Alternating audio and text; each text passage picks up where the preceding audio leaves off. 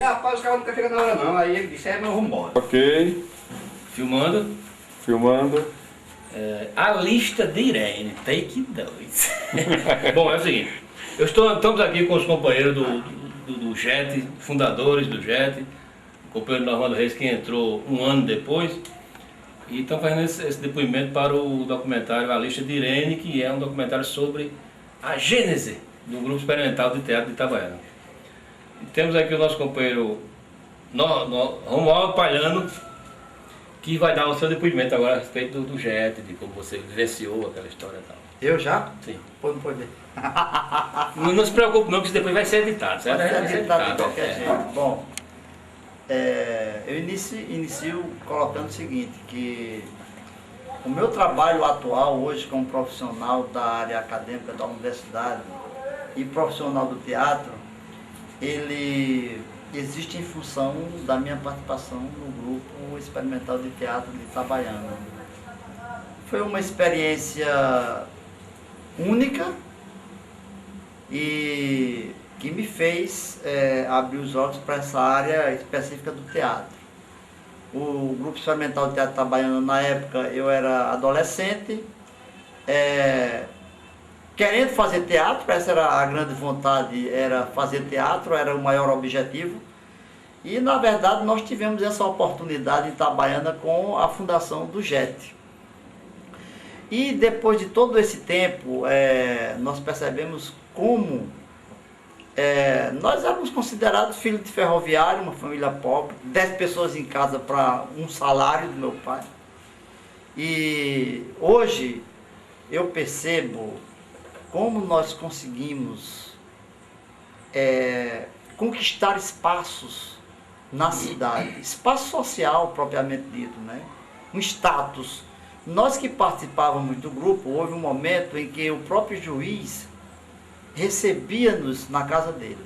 Ou seja, a partir desses acontecimentos, como esse exemplo maior, que é um grupo de teatro ser recebido na casa de um juiz, para a cidade era coisa de outro mundo. E esses fatos foram acontecendo, relações com o prefeito, com a própria prefeitura. E eu, como jovem, um dos mais jovens, falo hoje esses fatos. Por exemplo, colegas que não tinham nada a ver com o grupo e que eram filhos do cara lá, que era rico, o cara tinha um posto. Então o filho do cara que tinha um posto de gasolina era rico. E essas pessoas começavam a dizer que era do JET. Então chegou um momento, na década de 70, que todo mundo era do JET. Dava status. Dava status. Então muitos colegas que não tinham nada a ver com o grupo eram do JET. E aí eles falavam porque dava status. Né? O grupo conseguiu, na verdade eu enquanto jovem, a partir do grupo do JET, nós conseguimos um espaço social naquela sociedade. No início, um certo alijamento, mas depois, quando o grupo se concretiza, quando o grupo começa a conquistar realmente espaço, as pessoas passam a respeitar, o grupo passa a ser conhecido principalmente, inicialmente, pela Paixão de Cristo, respeitado pela religião, respeitado pelo juiz, né? Porque há um fato em que nós decidimos apresentar a Paixão de Cristo no Itabaiana Clube, porque muita gente havia solicitado, que não tinha como participar diretamente pela quantidade de gente na procissão do Nosso Senhor, né, da Paixão de Cristo, e muita gente começou a solicitar, não, a gente queria ver com mais calma, e aí fomos para o Itabaiana Clube. Qual foi o resultado? O Zé Medeiros, que era do cinema, mandou o juiz atrás da gente, coisa de tal, prende, não prende? Só que a religião falou mais alto aí, e o Zé Medeiros perdeu nessa história, né? Porque era uma peça que não tinham que se censurar, era uma peça religiosa, tinha apoio total da igreja, e o juiz ficou nessa de vai lá, vai cá, terminou promovendo o grupo e deixando o grupo se apresentar. E aí quem perdeu, na verdade, foi o cinema, né? Então, hoje eu acredito que as pessoas que estavam mais à frente, como Fábio Mozart, Palhano, sabiam dessa relação, mas eu tinha ideia de por que, na época, o dono do cinema não queria que nós apresentássemos isso, mas a questão era puramente econômica. Ou seja, o grupo estava retirando a clientela do cinema, na verdade, para assistir o espetáculo no Itabaiana Clube. Então, esses fatores começaram a revelar o grupo para a sociedade. E aí o grupo começa a sair, conquistar mais espaço, veio até João Pessoa. É tanto que terminou professores como a professora Lourdes de Artes participando do grupo. E o grupo conseguiu toda essa conquista, né? E eu, nesse meio campo aí, na época mesmo, eu já começava a me preocupar sobre se Itabaiana já havia tido teatro, ou se era agente. Inclusive, depois que eu estava em João Pessoa, eu ia em Itabaiana, conversava com Terezinha Quiroga, com a professora Tereza Quiroga, e ela dizia, não, porque foi vocês, e terminei descobrindo, agora com o meu pós-doutorado, que Itabaiana, em 1908, já existia um teatro, que era o Teatro da União Dramática, ligado à União de Artistas e Operários, na Rua 13 de Maio. E mais recente agora, eu percebo que houve uma continuidade, e a partir da inauguração do Cinema Conceição pelo Francisco Sota, que era mecânico, era tudo, e ele quem começou a implantar o cinema, colocou a luz elétrica na cidade de Itabaiana, em 1912. Telefone, paralelamente à luz elétrica na capital. Que na capital a luz elétrica foi inaugurada em 1912.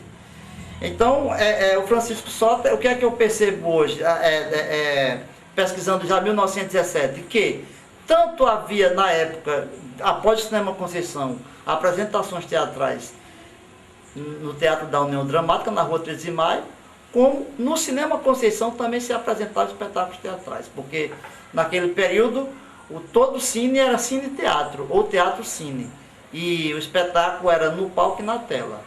E isso é fundamental para o nosso trabalho do JET, que existe um encaminhamento, inclusive passa pelo Colégio Estadual de Itabaiana, Palhano era aluno, Fábio Mozart, com o professor Poti, e eu faço toda essa relação. Então, todo esse trabalho... Como é o nome do livro? O livro é O Teatro em Itabaiana, da União Dramática ao JET, ou seja, mais de 100 anos de teatro em Itabaiana. E todo esse trabalho foi uma preocupação, não de um ano atrás, mas uma preocupação de 30 anos atrás, 35 anos, quando eu já estava no JET.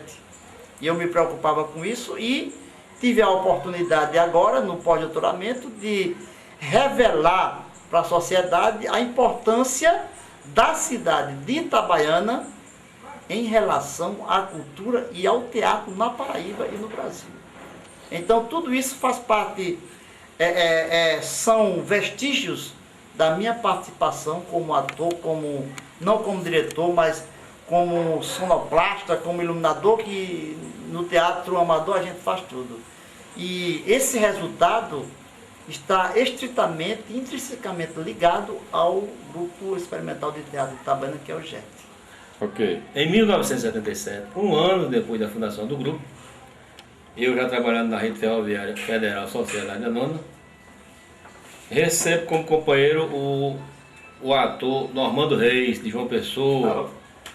Eu não tinha muita vivência em arte dramática, mas começou a se engajar no grupo e até hoje, 2010, continua no grupo. É o ator mais antigo do JET depois da minha pessoa, né? Então ele está aqui, por acaso está aqui conosco e vai dizer como foi o seu ingresso no grupo e até hoje a evolução dele e tal, e como é que ele vê esse fato histórico do Grupo Experimental de Teatro Itabaiana e a sua própria participação no grupo.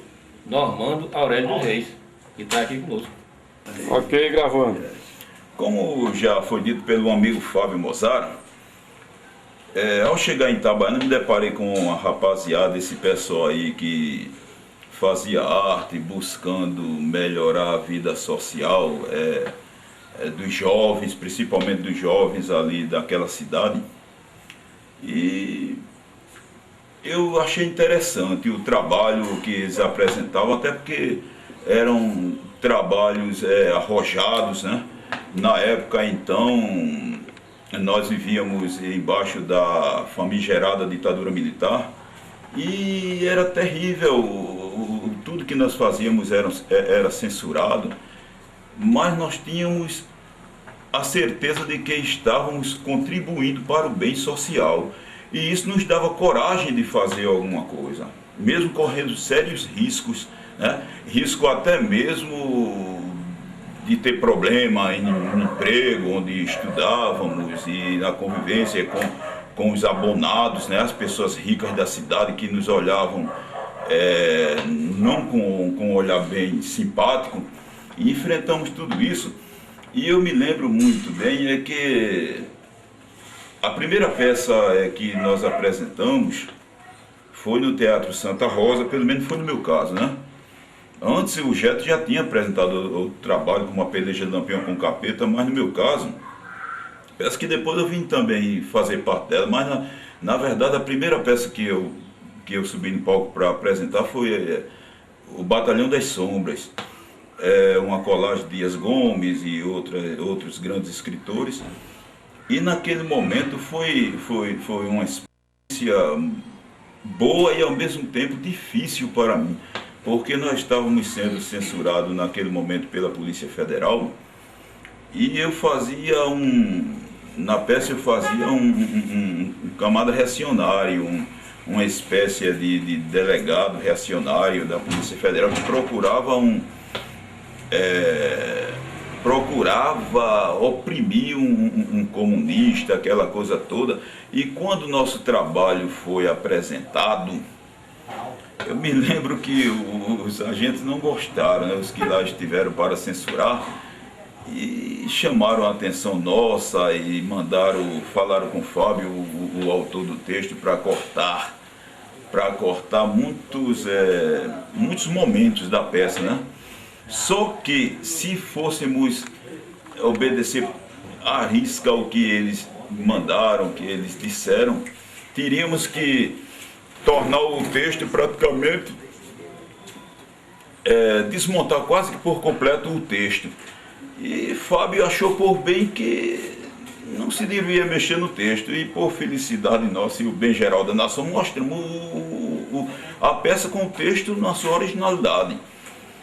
Mas isso realmente foi uma experiência chocante, contudo foi muito boa, né? Depois vieram outros trabalhos amenos, apresentamos, por exemplo, um texto de Hoje a Banda Não Sai, uma comédia muito, muito boa mesmo. Apresentamos Dos Perdidos numa Noite Suja. Esse aí já foi o trabalho do Plínio Marcos, um texto de Plínio Marcos, e que apresentamos para um outro grupo que lamentavelmente não vingou, era o MAR, Movimento Artístico Renovador. E estamos nesta luta até hoje. Depois disso apresentamos uma série de umas 20 e tantas, 30, vamos dizer, umas 3 dezenas de peças diferentes, né? Comédia, entre comédia e drama. E estamos aí na luta até hoje, né? E sou feliz em estar no JET, porque o JET, até os nossos dias, é o grupo experimental, observem isso, experimental de teatro de Itabaiana, que apesar de toda esta idade, ainda hoje vive de experimento. E está correto? Está, porque o homem sempre está se reciclando. E outra coisa, garoto, lembrando aqui um fato, a gente montou Dos Perdidos numa Noite Suja, eu e Normando Reis, 2 atores de cena, no texto do Plínio Marcos, para inaugurar um teatrinho que a gente fundou com o Marcos Veloso, lá em Itabaiana, o Teatro Nautilha Mendonça, né? Nautilha Mendonça. E eu só em passando, contar uma história. A gente foi apresentar Dos Perdidos numa Noite Suja numa cidade chamada Gurien. Naquela época, estava em moda as pornochanchadas, né? Que era proibido para 18 anos, né? Tinha aquela história. E o nosso espetáculo também tinha proibição para 18 anos, para menores de 18 anos, porque tinha cenas de violência e alguns palavrões. Naquela época tinha essa frescura, né, de proibição. Aí a gente foi apresentar Dos Perdidos numa Noite Suja em Gurien. Quando foi? Não, foi no mercado público, né? Então a rapaziada de lá, os matutos, disseram não, peça proibida para 18 anos, tem mulher nua, e todo mundo foi. Casa cheia, né? E a gente tá lá se apresentando. E o pessoal começou a se incomodar. Cadê a mulher nua, não sei o que tal. Aí eu comecei a sentir o clima pesado e entendi lá daí, realmente, a gente tá numa situação ruim. Porque o pessoal está esperando mulher nua, que o espetáculo é proibido para 18 anos, então pensavam que era uma pornochanchada, né? Ligavam uma coisa com a outra. Eu sei que quando foi no intervalo começaram a jogar pedra, exigir as mulheres nuas, só eu e Normando de Sena conversando lá e coisa, 2 vagabundos numa pensão de 3ª categoria. Eu sei que Normando disse, bicho, é o seguinte, eu mesmo não entro mais ali não. E simplesmente acabou o espetáculo ali. Agora, a confusão foi para devolver os ingressos para uma multidão lá que queria os ingressos de volta, porque não tinha mulher nua. Isso foi um dos episódios. Agora,